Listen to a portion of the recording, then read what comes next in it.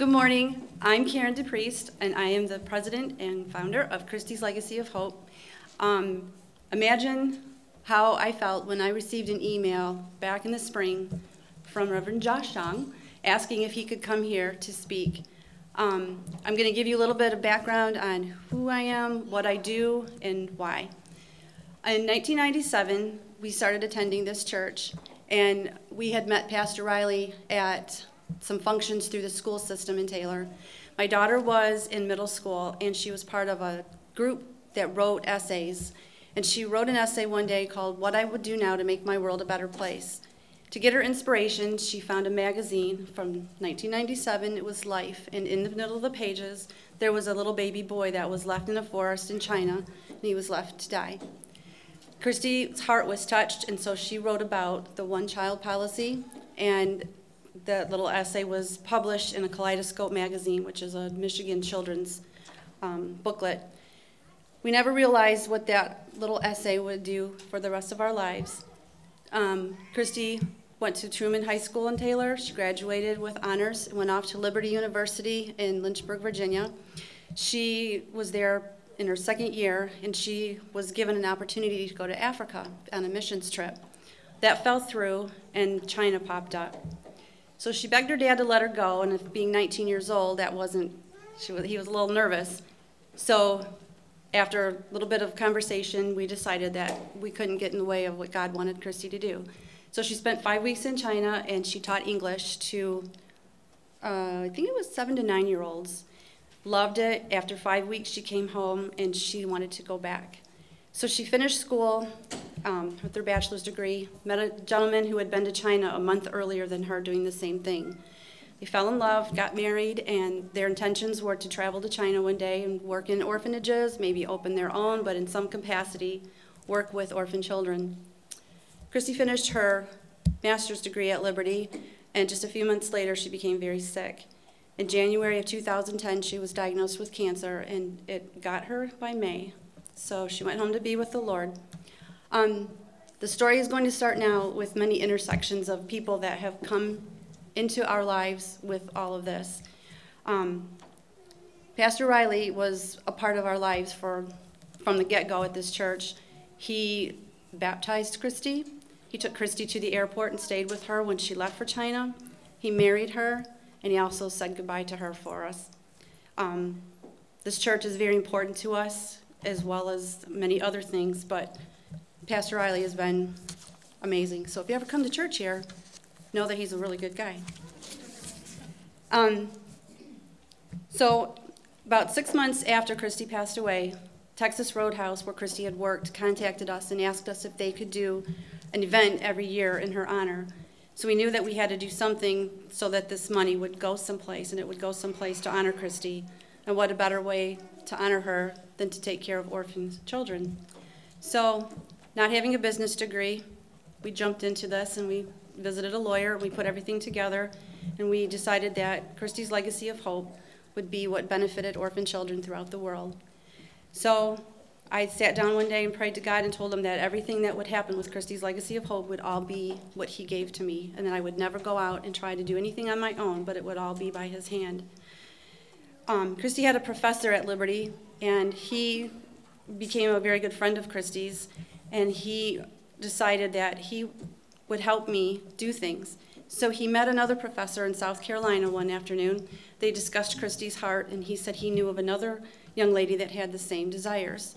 So they connected me with a young lady named Katie. Katie was just getting ready to go to China to work in orphanages, and she said that I needed to be in touch with her friend Autumn.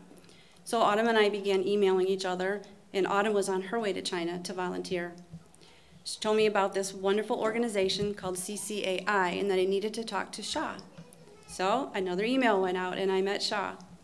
And this has been probably 2 years now that I've been communicating with Shaw, and imagine what God has given to me. I've been able to do amazing things through CCAI, and I'm so grateful to them that they've opened the doors and allowing me to be a part of what is here today. So every time I say, Shaw, what can I do today? She'll send me a list, and I try to fulfill it.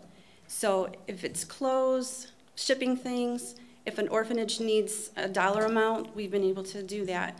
And in this community, everyone has rallied around this benefit or charity and helped immensely.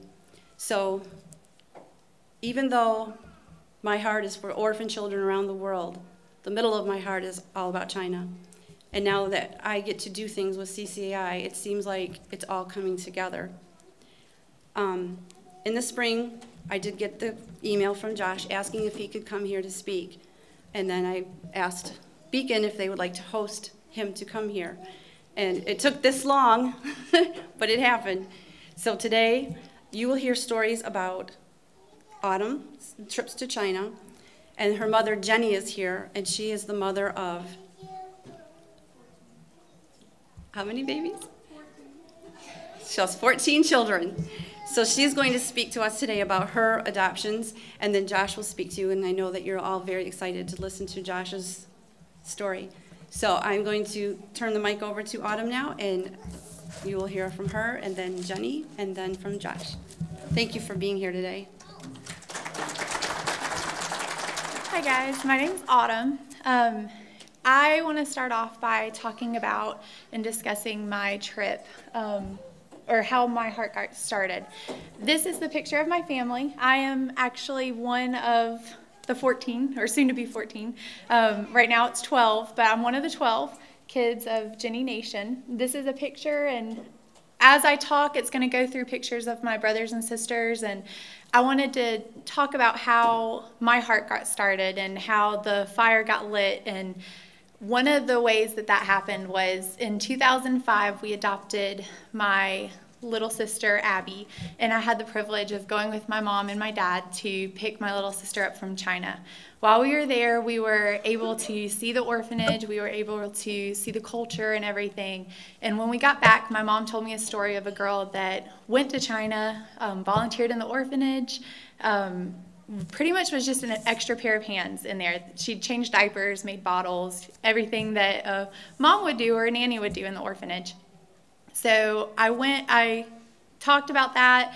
A few years later, during those years, I felt like God was talking to me saying, I want you to go. That's your job. You're supposed to go. And I kept being like, no, I'm not a missionary. That's not my thing. I'm good right here on this side of the planet. I don't need to go over there.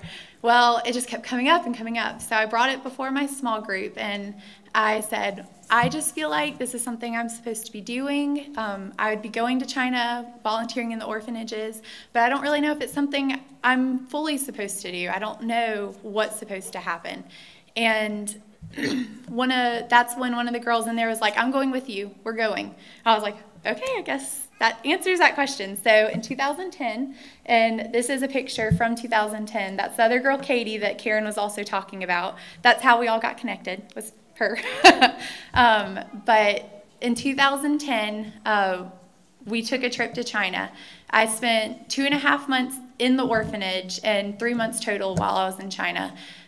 We were able to pretty much do what that story of that girl had done. We made bottles, changed diapers. We were there from sunup to sundown, Monday through Friday. And we were able to love on the kids and purely love on them and show them that there is a God out there who loves them, that there is somebody who loves them.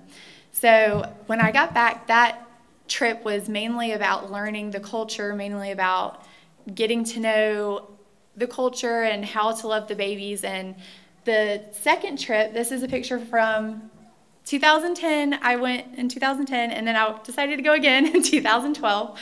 So again, in 2012, I was there for 3 months. This trip was a little bit different, though, because I was able to actually live in the orphanage with the kids, with the babies. So, and again, as I talk, you're going to see pictures of my trip, of the babies, of the nannies. While I was there, this trip was probably a bigger deal to me in the fact that in this trip, I didn't have my friend there with me. So I was the only foreigner in the entire city. No one spoke English. It's a city that has no signs with English on them. So I was pretty much on my own for the 3 months. And because of that, that was actually a blessing in disguise. I was able to fully invest not only in the kids on this trip, but also in the nannies. And I felt like God was telling me, yes, we're there to love the babies, and yes, we're there to help the nannies, but the nannies are the ones that are going to be there when I leave. So if I show them love too, then maybe that will reflect on the kids. And it was amazing to see how that started happening near the end of the summer. And while I was there, they start off, when you first get there, they start off with just trying to get to know the culture, and they're just trying to get to know you, and they're kind of hesitant because they know you're American, and Americans, let's face it, we like to think we know everything. But while I was there, they got to know me, and I was able to get to know them, and as the summer progressed, I really didn't just talk to them, I really got to know them and their families. And by the end of the summer, they were taking me home to cook me dinner, and I was teaching their kids English, and they almost took me under their wing and started having me, in a way, become part of their family. And so not only was I able to love on the kids, I was able to love on the nannies that summer, and that was just really, really special to me, because I want them to be able to know also that there is somebody out there that loves them. While I was there, not only did I take care of the kids, but I was able to, I worked 3 jobs to go, but people also donated money. So through those donations, while I was there, I was able to buy shoes, I was able to buy clothes, bottles, all kinds of stuff. And that kind of sparked something that I really wanted to do. And that had also started in 2012 before I left. Katie, like Karen said, introduced Karen and I, and we were able to get in communication because in April of 2012, I left in May, so in April of 2012, I started raising donations for 4 different orphanages, and you'll see the boxes, I sent big boxes, 5 boxes to 4 different orphanages. And through Karen's help and through Beacon and those that help with Christy's Legacy of Hope, and through my churches back in South Carolina, we were able to raise not only the total amount of shipping costs, which was $7,000, but also 20 boxes of that size to go to 4 different orphanages, or 5 boxes to 4 different orphanages, so 20 boxes in all. And that's what kind of sparked Karen and my relationship, and we were able to start talking about we were able to kind of help each other in a bunch of different ways, but that's just one of them. So she was able to donate, and I was able to send those boxes over and give these children the donations. So in the end, I came back from China in 2012, and Karen flew me up here in 2012, and I was able to speak back then as well. But one thing that we have started kind of doing together, and mainly her, but I've been able to kind of pray for her and help her a little bit. And one of the big things here is in order to get to do all of this, in order to get to go and do, it takes a body of Christ. It doesn't take just one person. We're all called to do something. I know that today a large portion of the speaking is about adoption. My heart right now is to be a goer and to help. I know there's a Bible verse, James 1:27, and I know my mom might mention this too, but in the Bible verse it calls us to help widows and orphans. And that's not just can you help widows and orphans? God is telling us to help widows and orphans. I know adoption is not for everybody. I know if it's on your heart, then that's fantastic, and I love that. But it doesn't say in the Bible you have to adopt. It says you have to help widows and orphans. So my way of helping right now is to be able to help Christy's Legacy of Hope and to be able to go and help the babies in the orphanage. And one of the ways that I'm going to do that is my mom and I are leaving April 2nd, as well as a doctor. There's 3 of us going, and Christy's Legacy of Hope is sponsoring this trip. We're going back to China on April 2nd, and we're going to be traveling to at least 2 different orphanages, and we're going to be doing head-to-toe assessments on the children in the Lily rooms. I'm a nurse. That's my profession. I'm a surgical nurse, and as well as a hospice nurse. And so one of the things is we're going to get to go and not only love on the kids this trip. This trip is going to only be for 13 days, so it's a little different than the previous trips I've been on. It's not for 3 months, but we're going to be able to go and travel around and not only love on the kids this time, but weigh them, measure them, check their shoe size, all of that, so that, and take pictures and send them through CCAI, and hopefully in the end, the parents will be better prepared to bring their children home. So not only will they have the sizes that, or at that date, they'll have the sizes of what the child was, but they also hopefully will have pictures of when they were a baby, and more pictures than they're getting now. So that's our goal, is to not only share God's love and not only to love on the babies this trip, but to help families be better prepared for bringing their child home. And one of the ways that we can do that, and one of the ways that you guys can help, is there is a tree back here. You'll see it looks like a pretty lit up tree, and it has a bunch of hearts hanging on it, and there's a bunch of hearts scattered around the bottom. We're all called to help orphans in one way or another, whether that be donations, or that be going on mission trips, whether that be praying for them. It doesn't matter if it's big or small. We're all called to do it. And the tree back here has hearts on it, and I'm going to challenge you guys to at least go look at it and pray about it. There are hearts, and each heart has different things on it. One might say toys with that make music, and one might say $5 donation towards shoes, or there are some bigger ones on there. But if you will at least go look and pray about maybe thinking about what you can possibly help with, that would be great. These donations would be due back to Karen with Christy's Legacy of Hope by February 14th. But that is my story, and now I'm going to introduce my mom. This is Jenny Nation, and she's going to talk to you a little bit more about her story and how her heart got started with adoption. Thank you. Good morning. It's my turn already. I love to talk, and two of my favorite subjects are my family and adoption. So thank you so much for letting me come and talk to you for a few minutes about my crazy life. Our story begins many years ago when I was just a child. I grew up in upstate South Carolina in a small independent Baptist church. Occasionally, our church would have, well, these are my three biological children, older children. We would have groups come in from different children's homes or orphanages, and they would come in and sing, and I would question my mom about what was an orphanage, why were these kids all together, and when she would explain what an orphanage was and that these children didn't have families at home or didn't have moms or dads, and the church was taking up donations to help support them, I didn't want to give money. I wanted to take them all home, and I became obsessed with orphanages and adoption and begging her to take the kids home, and she wasn't in a position to do that, but God planted a seed at a very young age, and I wanted to grow up and be a missionary and go work in orphanages around the world.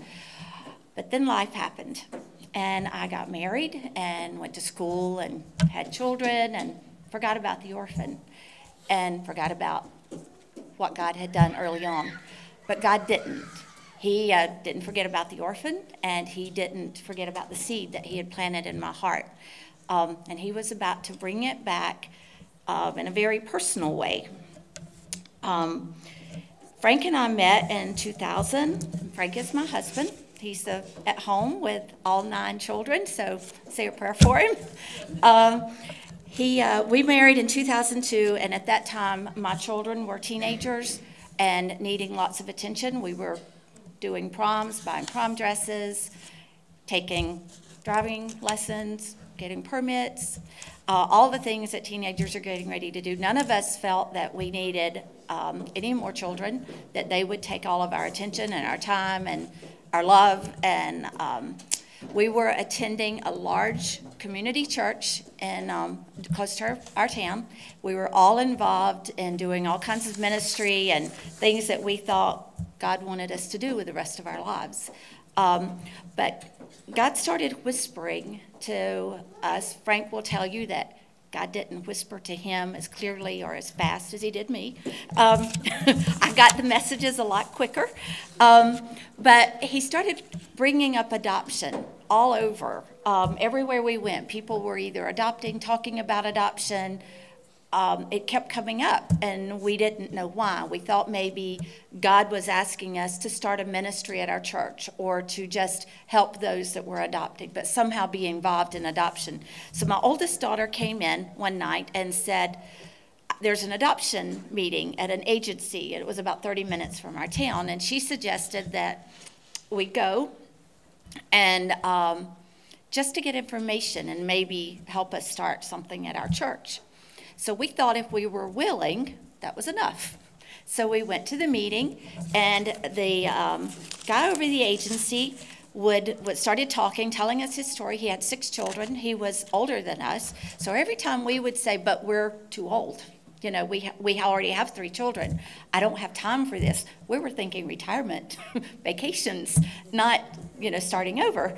But every time we would say something, he would, well, I'm older than you, or, well, I have 6 children, or everything we said, it was shot down. So on the way home, Frank looked at me and said, I think we're going to do this, aren't we?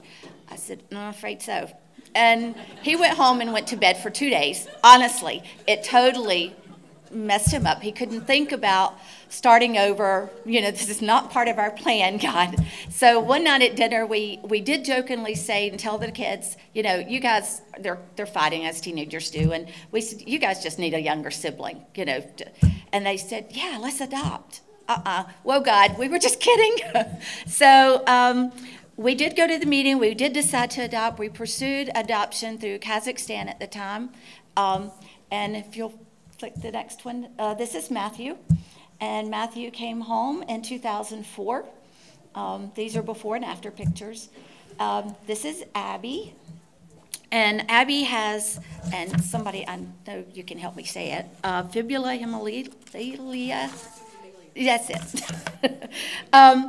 She now wears a prosthetic leg. She's been voted most athletic in her class. She does rock climbing, rides her bike, ice skates. She's a straight A student. She does everything she wants to do. She was absolutely the sunshine of her life. I mean, she was a beautiful child and still is. This is Andrew. Andrew came home with cleft lip, cleft palate. And this is Hannah. Hannah had a birthmark and was a waiting child. All of these have a little special need. This is Olivia. Olivia had amniotic banding, and she's our princess. This is Emily. Emily's now 14. She came home with dwarfism at 10. This is Luke. Luke is deaf. He happened to be a child that I somehow kept getting pictures and videos while Autumn was in his room. And we brought him home. This is Sarah Catherine. Sarah Catherine has bilateral cleft lip and palate. She also has ectodermal dysplasia. The other kids call her a movie star. Everybody in town knows and loves Sarah Catherine. So this was an unexpected surprise about 2 years ago. We get a phone call out of the blue telling us that there was a baby that the birth parents had signed away their rights, and the adoptive parents had changed their mind. And if they didn't have a family to go forward with him, he would be put in foster care. Well, I called Frank. Frank said no. And I said, you call the agency. And he called me back and said, let's go get our son. So this is Jonathan. This is all of us. The younger children, the older children aren't here. But this is all of us at home. This is all of the family except for my son, oldest son. This is the rest of our story. We started praying at that time before the kids came home. We started praying. We weren't really sure what we wanted to pray for because, we weren't prepared to adopt. We asked everybody to pray with us. And then, as you can see, our journey is continuing. God kept whispering over the years, do you have room in your heart for one more? Can you possibly love one more child? At every time we would say we were finished, and another child would come up, and God would say, he's yours, and we would have to go get him. And I can tell you that not once did we ever have the money for even the application fee. Not once did we ever have money in the bank to complete an adoption. We don't have any special gifts. We were a very ordinary family. I'm 54, my husband's 58, and I can tell you that it's the biggest challenge that I have ever faced, but it's also the biggest blessing that I could have ever imagined. We are crazy and loud, and everybody in town knows who we are because we take up the entire restaurant when we come in. We drive a big black bus, a Sprinter, a 17-passenger Sprinter. But I would ask all of you to please continue to pray for our family because God has spoken once again, and we have Jacob and then Sophia waiting in China, and we hope to bring them home in this fall. We hope to have them home by October, November. And through all of this process, I'll step back a little. We have had the blessings of working with I can't say enough about our agency. CCAI has helped us bring our children home, and they have gone above and beyond. Back with Emily and Olivia both came home at the same time. And at that time, not many people were bringing, if any, were bringing two children, unrelated children home. And we asked. They did everything to help us. We came home with both. We went back the next year. We brought two more home. And again, this year I'm bringing two home. And I just found out that I might be able to bring three home. So I'm going to work on it. But they have gone above and beyond every single time. One of the times our child appeared on a different agency's waiting child list. And we were having some issues with some of their practices. They didn't feel ethical to us. So my husband calls Josh, even though we weren't using the agency, and talked to him on the phone about what was going on. And Josh's bottom line was, this is your daughter, and this is where just forget about it. It's your issues are bringing your daughter home, and that's what you need to stay focused on, because in the end, it's about getting your daughter home. So we were thankful for that and thankful for his input.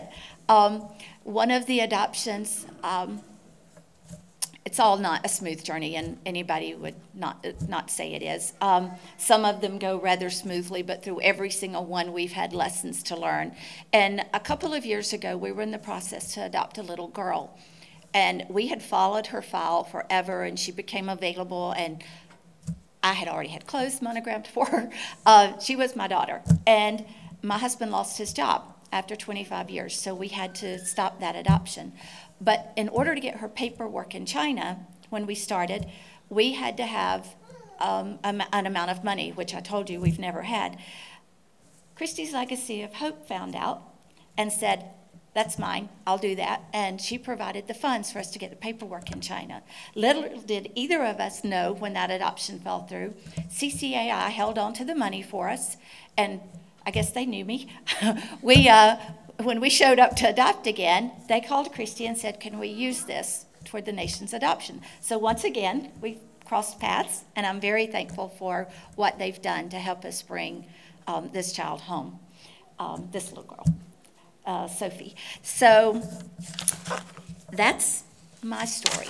And all of us, that's our family, all of us have different stories and different backgrounds, and it's going to be different for all of us, and God's going to have a lesson for all of us in different stories. I mean, in different places. We feel everyone is expected to help. And James 1:27 tells us that pure and undefiled religion before God the Father is this, to care for orphans and widows in their misfortune and to keep oneself unstained by the word. He doesn't ask only a few of us to help.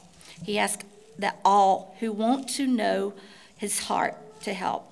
That may mean adopting, but it may also mean cooking a meal for a family that's just come home, providing respite care for a family that's a little overwhelmed, running to the grocery store when you're home and you've got a kid screaming 24/7 because they're scared. They've just been brought from, Hannah is a good example. Hannah was brought to us in a room, She was picked up from her foster family that morning. She picked up by orphanage officials, brought to our room, dropped off, and they walked out. You know, she turns around and China's gone. She's with an American family. It's very overwhelming. She did great. She had a few meltdowns, and there's always an adjustment period. It's not always smooth when you come home, but every child is different, and everybody's story is different. It's not a process. You know, we tend to think of adoption as a process. We do our paperwork, we get our dossier done. We're in China, we get a login date, we're done. We wait till they tell us we can go. But the adoption actually starts when you get home. It's a journey, and it's learning to know another person and love another person. And, you know, we have to remember that love is a choice, because I can tell you there are many days I don't like my children. I love them with all my heart, but there are not times when I don't like them very much. But as I said, it's been many, you know, it comes with many turns and some unseen mountains that can't seem to be crossed, but it also comes with moments of unmistakable joy. Just having a front row seat to watch some of the miracles that God has performed, and I could tell you all day, talk all day about different times when people will tell you it's a coincidence, and there's no way. I don't believe in coincidences. Having a front row seat and watching God work and put families together is just something you can't imagine. So I would advise any of you, if you have a heart or you feel a whisper, just be careful what you pray for, because as I've told my husband, I'm not worried about it. You can say no. I'm going to put the picture on the refrigerator, and all I ask you to do is pray. And he's like, I'm not praying. I'm not praying, because we all know that, you know, if we sincerely pray, and I firmly believe that if you want to adopt, God's going to provide a way. I mean, every single adoption, we have never gotten on a plane to go get our child and not had the adoption finances complete. It all comes together, not by anything we've done, but by people with a heart for God's work.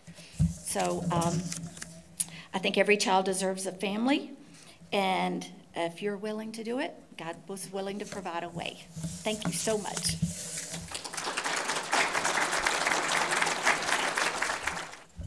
So whenever I speak, I forget half of the things that I'm supposed to say. There's childcare available if anyone would like to use it. I'd also like to mention, too, that through the years, I've always said that if there was someone who wanted to adopt and they had to have known Christy through certain ways, like which she had gone to school with this person or worked with them. But when Autumn came into my life, it was like she was a breath of fresh air, because she resembles Christy. Her heart is like Christy's. So how could I not help the Nation family when they needed a little help? That was really cool. Also, we have some friends, Jesse and Laura Sheldon, if they could stand. Jesse and Laura were seniors in high school, and my son was a freshman. I got to know them, and we became good friends. And then when all this happened, they had a picture that they had seen on the website that I had when they were trying to figure out where they wanted to adopt a child from. And that picture gave them the assurance that they knew that they wanted to go to China to adopt.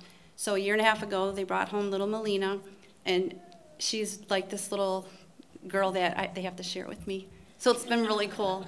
You can go ahead and sit down, thank you. Also during this journey, it's always cool to meet other Christian people.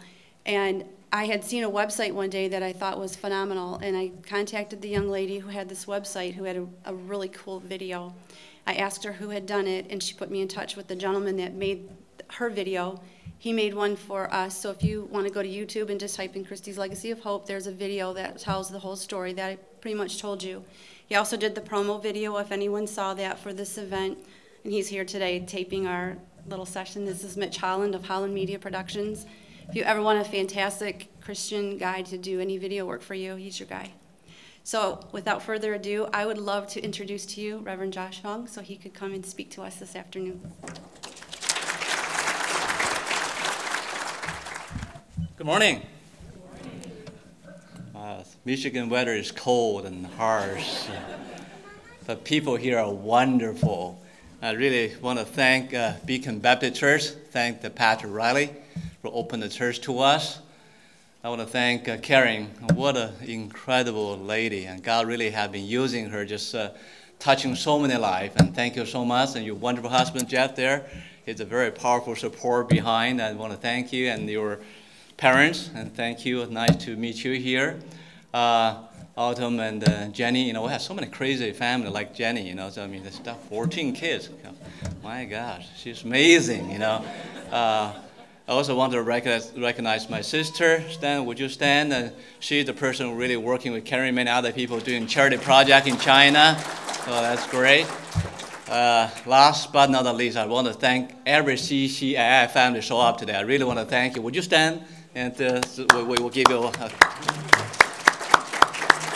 oh my God.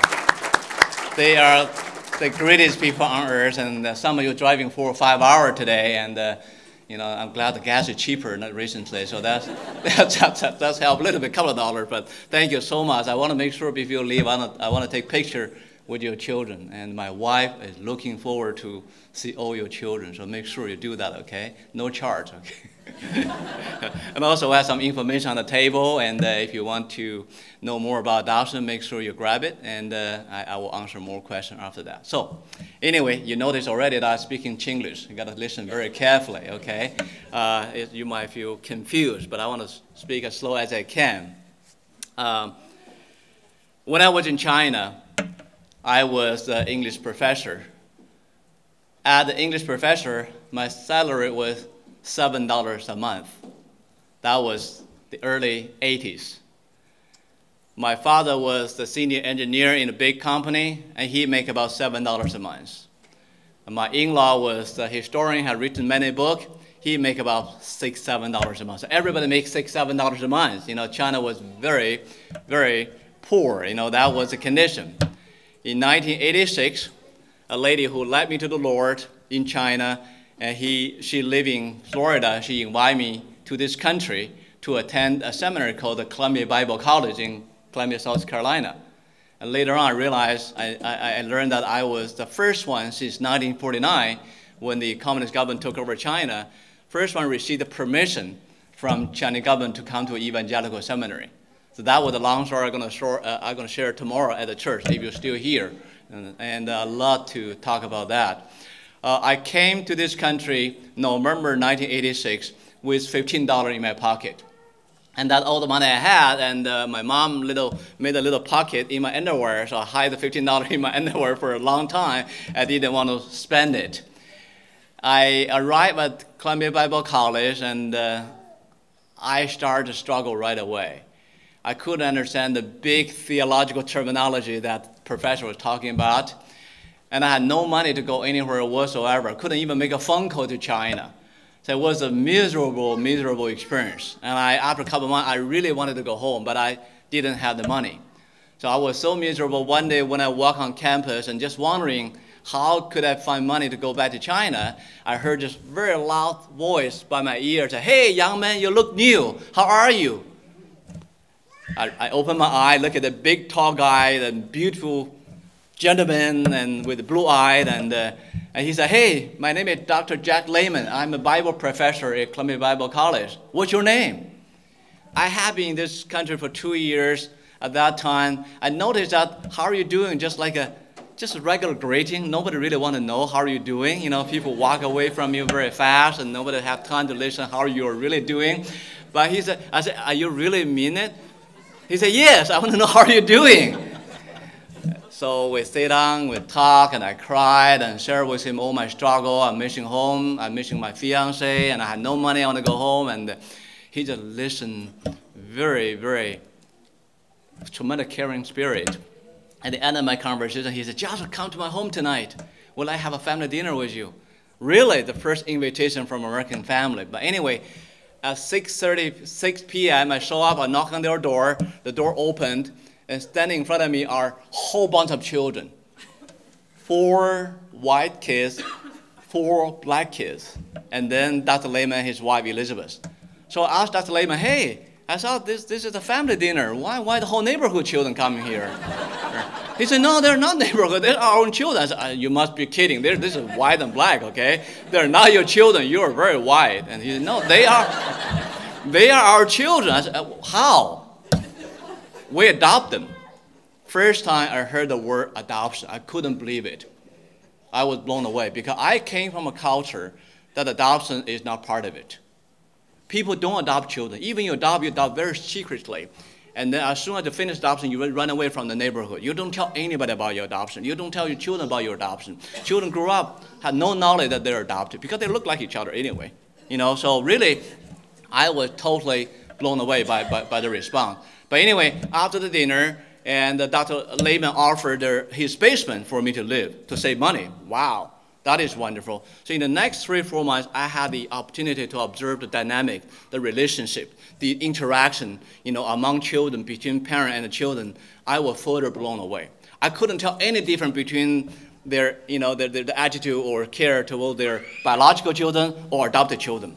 They love each other. They pray together, hug, and they say, they go to church together, they play game together, they do everything together, and lots of love, lots of joy. I was just so amazed. One day I decided to ask Dr. Lehman, Mrs. Lehman, say, what is going on here? What is adoption? Why you would not want to adopt children that have nothing to do with you? He just looked at me just with big eyes, said, why not? We have extra room in our heart. And God adopt us. And he wants us to adopt, help other orphans.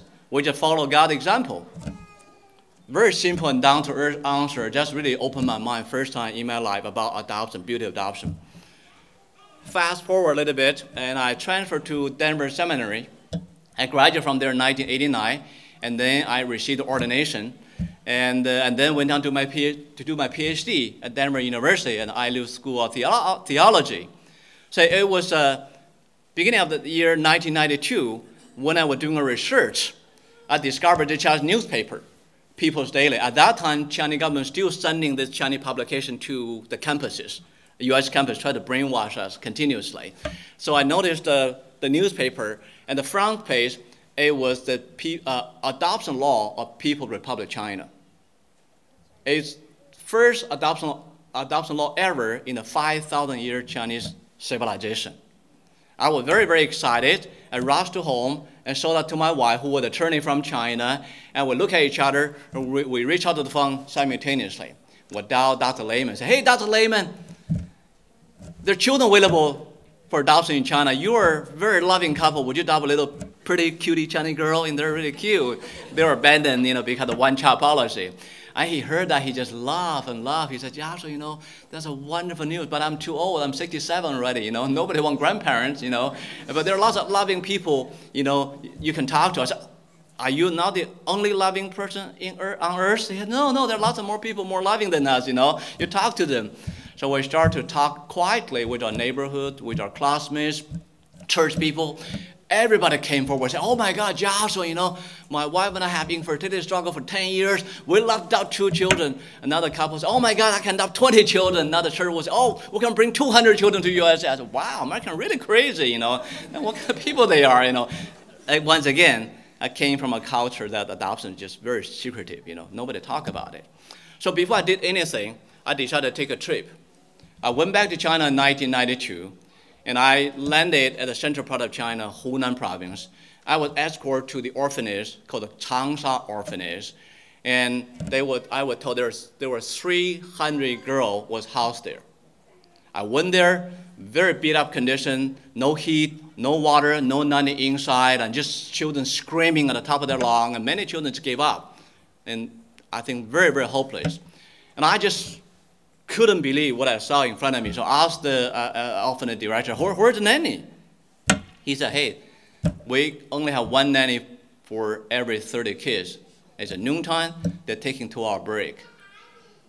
And I said, how many children can make it? He really very hesitated and then replies, more than 30% will die before they reach the age of 6 months. 30% before the age of 6 months. My mind was blown away. I just started crying like a baby. I just feel God's anger and wrath. And I just hear God saying, kingdom of God belongs to these children. Save them, and touch them. And I came back. I was so touched. And my wife and I decided to call as many agencies as possible, say, we want to volunteer. So everybody want to use it. Every agency said, oh, great, wonderful, we can open another market. And then they want to train us, give us all the information, we read it. But the more we read it, the more confused we become. Especially about the financial information. I say, how could you charge so much money when someone wants to share love with an orphan? You got to remember, I came here with $15 in my pocket. That was lots of money at that time to me. It is still lots of money for me now, $15. I don't have a little pocket in my underwear anymore. However, it's still lots of money. I couldn't believe it. I prayed and prayed and prayed and finally picked up the phone and talked with Dr. Lehman, say, I'm so frustrated. I so wish I could open my own agency. He said, yes, you can. I said, really? So I picked up the phone, called the State Department of Social Services in Colorado, and they invite us to them and share within our dream. They said, oh, yes, I think you're qualified.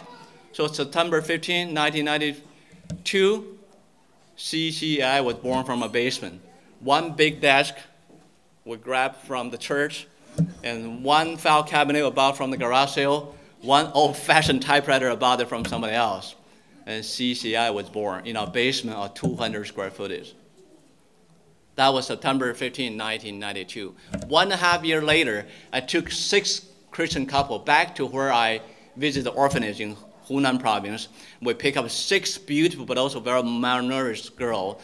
And 16 days later, we returned Denver, Colorado, and landed at the airport, and we were welcomed by hundreds of relatives and friends and the journalists and media people. And then I saw my wife, Lily, my twin children waiting for me in the far end. I just rushed to them. I started crying like a baby. Because for the first time, I realized in my life that with God's permission and grace, I made a permanent difference in 6 orphans' lives who otherwise would have lost forever. That was April 3rd, 1994. Today, as I'm talking to you, CCAI have fun-loving home for over 11,000 children. We place 2 orphans every working day. So, thank you. And a couple of years ago, Chinese government did a survey among all the adoption agencies from around the world, almost 200 of them. Your home equality, your charity involvement, and your support, everything, massive evaluation for almost half a year.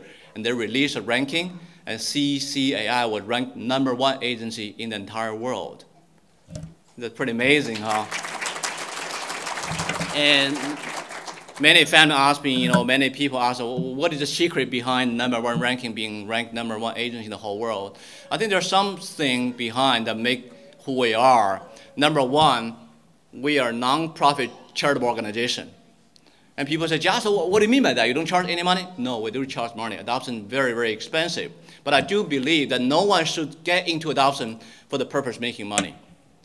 But however, unfortunately, after 20-some years involving international adoption, I realized, I noticed, I discovered that really the name of saving orphan, adoption has become a huge money-making business. It is a terrible situation, including many, many Christian organizations. I don't feel very embarrassed to say that. So we came in at the lowest fee agency in the entire USA. And we have always been like that, because I believe if we make it affordable, one more orphan might go home. As simple as that. As simple as that. And also, we promise to family that when you work with the adoption agency, you can count on the financial transparency, financial integrity. There are no hidden charges, no last-minute surprises, no under-table dealing. Because sometimes when you call adoption agency, tell me how much it costs. You might hear from the other side of the phone, oh, it really depends. Then you hear that, you got to run away from them. If you have done adoption for a while, you know exactly how much it costs, right? And if you read the information package, at the final statement, they say, our fee is subject to change without notice, you got to run away from them, right? If you read your package, they say, oh, if you pay us $20,000, you got a C service, you $25,000, you got a B service, give us $35,000, give you A service. That's called selling baby, right? And I don't care you're blue collar or billionaire, as long as you love Chinese orphans, you want to make a difference in their life, you want to open your heart, then you're my hero. You should be treated exactly the same. You should be provided the first-class services from beginning to the end. That's my belief. That's very, very important. Or people say, oh my God, you're turning application before March 1st, we'll give you a $50 discount. What is that? You know, it's just something out there to bother people tremendously. So financial transparency, affordability, very key thing for international domestic adoption.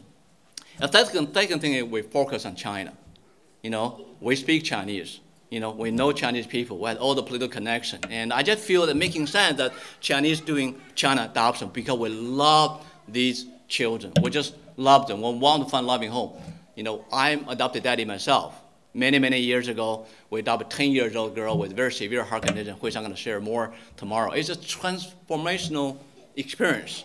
She, in the past, gave us lots of headache, lots of struggle, lots of challenge, but also the joy is incredible. You know that God has been using us to make a difference in orphans' life. Because adopting orphan today from China is really about making a difference in orphans' life. Because all these children, our children have certain special need. From a cleft lip, you know, from heart condition to missing digits, spina bifida, albino, you name it, all kind of condition. And we have children, we don't have to go through the trouble, you know, spend lots of money, go overseas to do something like that. However, it's all about calling, all about our determination to make a difference on God's behalf. And that's what it's all about. So we focus on China so that we can provide the best service possible. That focus is so important. Another thing is that we have this China connection is so important. Now, in this country, you're sitting here, you have a house, you have relatives, a church, a hospital, you have everything in this country, and you're in control. Americans love to be in control. Americans very bossy, I realize that. So there's nothing wrong with that, you know, and we're bossy people. And as soon as they decide to adopt today, want to have the baby yesterday, okay? Give me that baby, okay? I understand, that's great. And however, I think when you go to another country, when you're surrounded by 1.3 billion Chinese who don't understand your culture, your manner, your language, you become nothing, right? So you really rely on the local people to support you. So instead of just contracting some of the contractor, we have more than 40 full-time staff in China. They stay with the adopted family 24/7. From the moment you land in Beijing to the last hour you leave China, they'll be with you 24/7. Stay in the same hotel room, no, not in the same room, okay, same hotel. And so they serve as the tour guide, interpreter, your advisor, your social worker. They're everything to you. Every morning tell you what the weather like tomorrow, what is the schedule, how much money you need to prepare for the certain fee, and where's the 7-Eleven, where's the Walmart, where's the diaper, you know, where's the best restaurant, where's the best place to do laundry. They tell you everything. They treat you like a king and queen. They walk extra mile just to make you happy. And many people come back for second, third, and fourth, fifth, seventh, eight, nine, 10. Well, a family of 10 children from China. They come back, I really say, they had nothing to do with me or my wife who started the agency, but they had everything to do with the incredible service they receive in China because that changed your life. And these local reps become the angel of God to you and to adopted family. They just love them. They change your life. So a China connection is so important because adoption is so stressful. So stressful. I realize I travel with so many adopted families. First 2 or 3 days, and you're dancing and singing, you're happy and making friends. And the last 2 or 3 days, you hate the food, you hate the air pollution, you hate the bicycle, you hate your group people, you want to kick everybody, you want to come home immediately and sleep on your own bed. I understand that. You know, it's really about survival trip. It's not that easy, you know, the air pollution, everything. And I tell people, you know, it is the local rep who made the difference because they just become a part of your family. They're amazing people. Another thing I really believe to run a great organization is to open your information. Because adoption today is no longer adoption 20 years ago. You agencies keep information very secretive. And the family, before you turn an application, you're very powerful. As soon as you turn an application, you become nothing. You're being controlled by adoption agency, and you're so fearful about offending anybody. You know what? This is internet age. You know, adoption should be, information should be very open. So my belief is whatever agency know, adopted family should know right away. It's like a good marriage, you know, between wife and husband. You know each other, you'd never get in trouble. So you can go through the very emotional journey, going through up and down, knowing in the end, you're going to have a beautiful child in your arm. It's all about trust. You don't have to go to Rumor King and whatever. You just come to CCI for the most accurate, reliable information. So when people want to do adoption, they looking for information, they can go to our website, information packet. We'll give you everything about the procedure, everything about the qualification, especially everything about the money, because you might feel God's call to make a difference. Your husband might nagging you, or maybe your wife is dragging you when to do adoption. However, adoption is not free. It costs money, right? So all this really kind of important to keep in mind that you had to have accurate information to make a sound decision. You had to do the research, ask the top question. So we really want to make sure our information packet website give you everything before you even spend $1. And also, as soon as people turn in application, we'll give you a secret password, so every day you can go through our internet to learn about your adoption.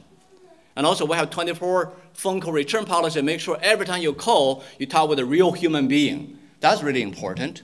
You know, my slogan to our rep is, my preaching to our staff is this: you need to treat the 10,000 family as our first family, because they're not only paying the same kind of money, going through the same ridiculous process, but they have the same dream expectation. They don't allow us to slow down. That is called passion. That's called passion. That's called passion. So you really keep on doing that.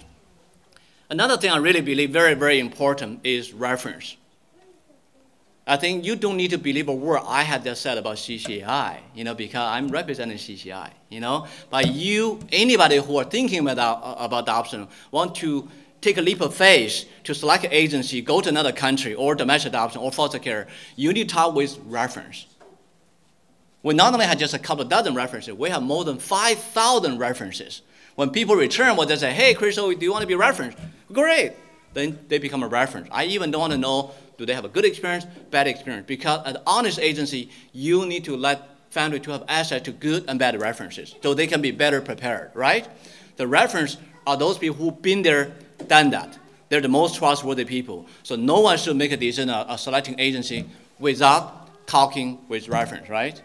So that is just my warning to everybody. That's something about CCAI. And I truly believe adoption of a child with special needs is not for every family. Just like Autumn just said, not everybody is called to do adoption, right? So when you're thinking about it, when you're considering that, you really need to be carefully evaluate the whole situation. But when Americans hear the word special need, we're so scared. Oh my God, is that a mental retardation or whatever? No, they're not. We're talking about the physical condition, from minor to major, from correctable to non-correctable.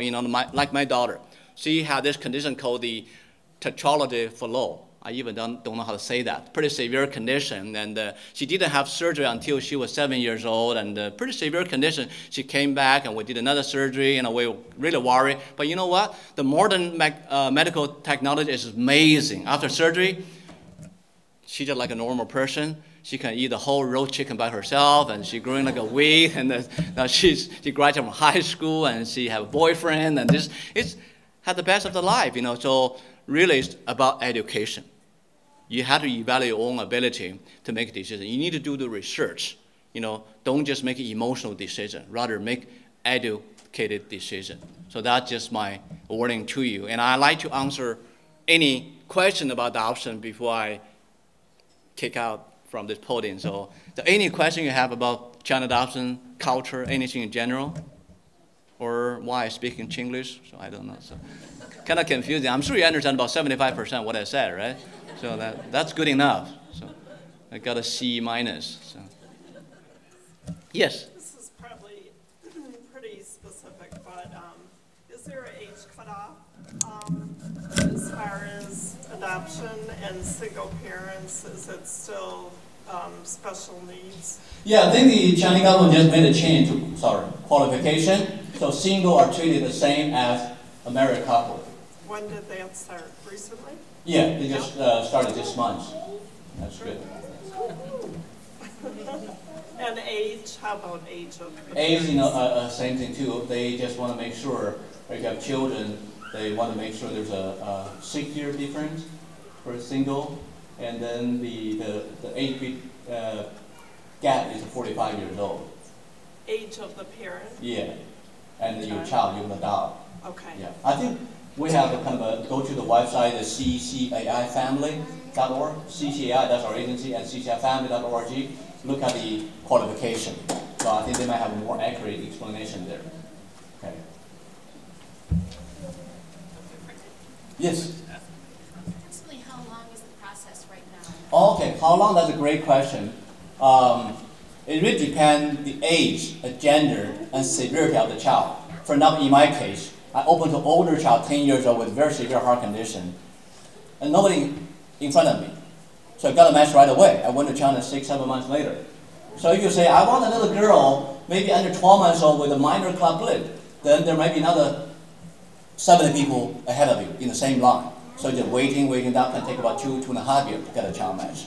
If you say, I want a boy with a club lid, then you might wait for 6 months. So boy, there are lots of more boys available, but people don't know them. So because every time I think about China, I often think about cutie Chinese girl, but there are boys available too. And also you have some kind of older boy or some older children, they're available right away. It really depends what you're open to.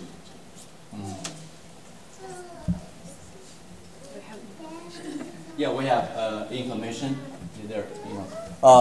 Any other question? Yes. I know you still do work in China. Will you talk about that a little bit because there are still children there? That's a great word and a great question.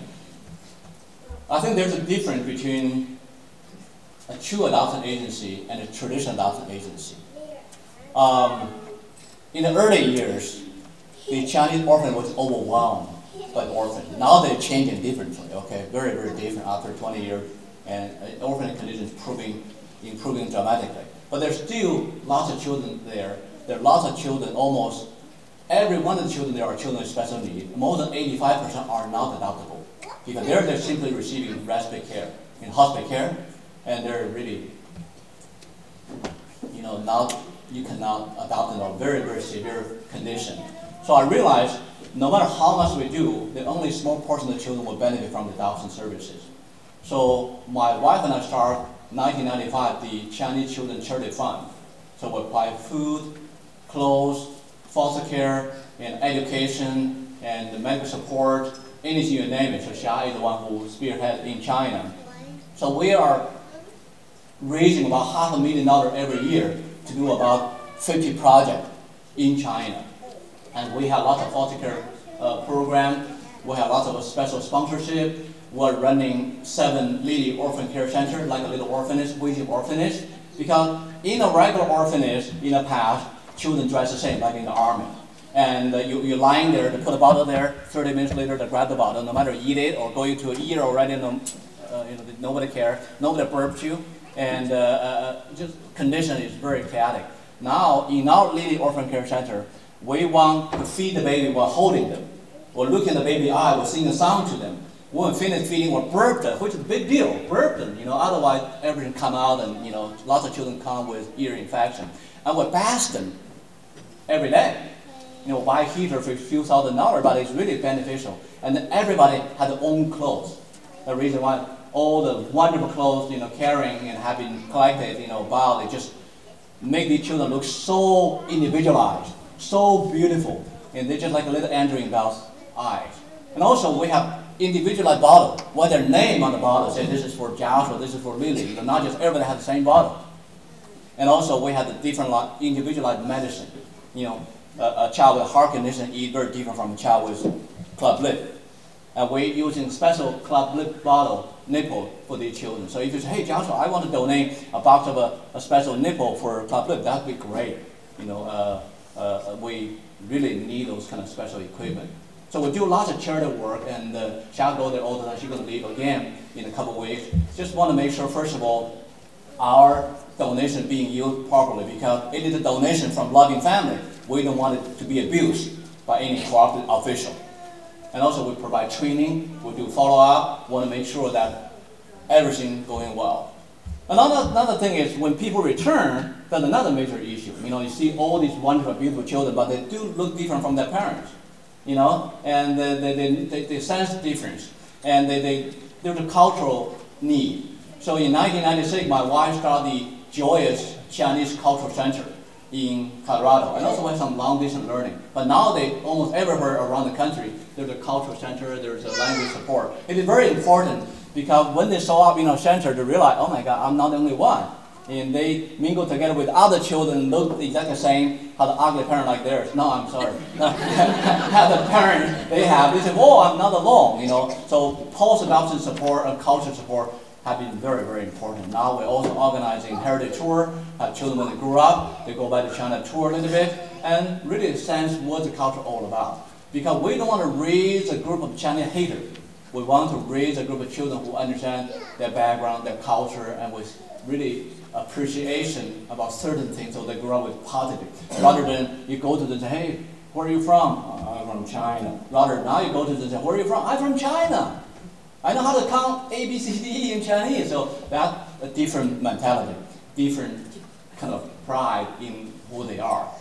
So today's international adoption very different from, say, 20, 30 years ago. You heard a lot of kind of a bad thing happen with Korean adoption, some, lots of issues. I think parents learn. Many families sitting here, they have been investing heavily in the post-adoption, cultural, everything. So that's the several things we do. It's a long answer to our short, but also a very important question. Mm-hmm. Yes? I know you've done a lot of work with trying to help establish some safe havens. How's that program going? There's another, really, you understand what is a baby safe haven? In this country, a lady, either because of the unplanned pregnancy or high school kid, whatever, you want to abandon the child, you can abandon at a designated location, like a fire station, like an emergency clinic, thing like that. You will not be arrested or criminalized. And in China, many families abandon their children in a hurry. Something in the trash ban, children railway station in the evening or in front of the government building in a cold evening. Many children die before they were discovered. So I introduced baby safe haven idea 2 years ago to China. They love it. We sent American expert and legal expert to give them big national training. They adopt the thing and they established about 13 baby safe haven stations. But what happened is just kind of really out of our expectation. They received so many handicapped children in a couple of months. Orphanage was overwhelmed. They don't have the resources to take care of these children. And there's a big debate in China, is this encouraging people to abandon their children or this is what? But for us, some families want to abandon their children anyway, but we don't want these children to die. Want to take care of them. However, it is a country with 1.3 billion people. You realize that? So lots of things happening there just quadruple like what happened in this country. We have 300 million people here. So it's another kind of dilemma we're facing. And we're really kind of praying what will be the next step. As you're saving children at the same time, you're really running another huge problem. And something maybe you can keep us in the prayer as we keep on finding solution. Because in China, giving birth to a child with a special need is very embarrassing. According to the Chinese government figure, there are more than 17 million Chinese are labeled as special need people. But all the adopted families know when you travel to China on the street, and they're beggar. You don't see handicapped people on the street. They come up in the evening. And also in the Chinese, we're still a little bit backward. There's tremendous discrimination against, handicapped people. If you cripple, it's called cripple Joshua. If you mention ear, they kind of cripple ear Joshua. Children pretty hard to each other. In this kind of like my daughter have a big scar right on her chest. Nobody even pay attention to that. And that respect, that acceptance are so important to a child's self-esteem when they grow up. Instead of being bombarded every day. You know what I'm saying? So really, that's the whole situation. Good question. Any other question? You getting hungry?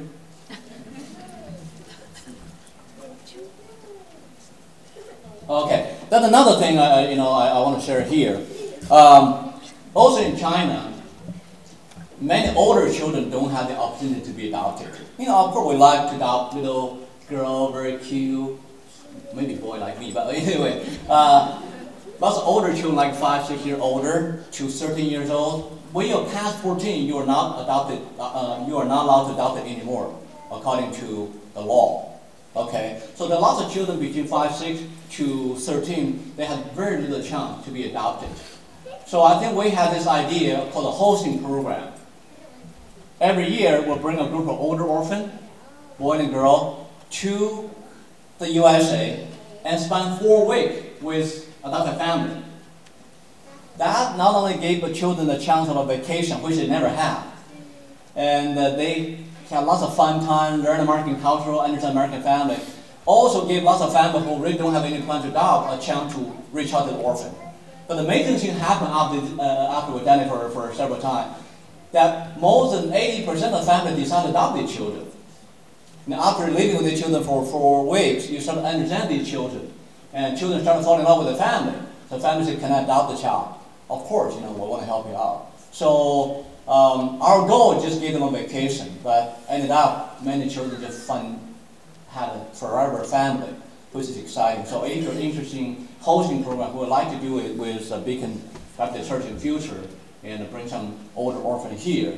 That's pretty life-changing services. Were you okay? Thank you so much. Thank you for coming, everybody. I really appreciate it.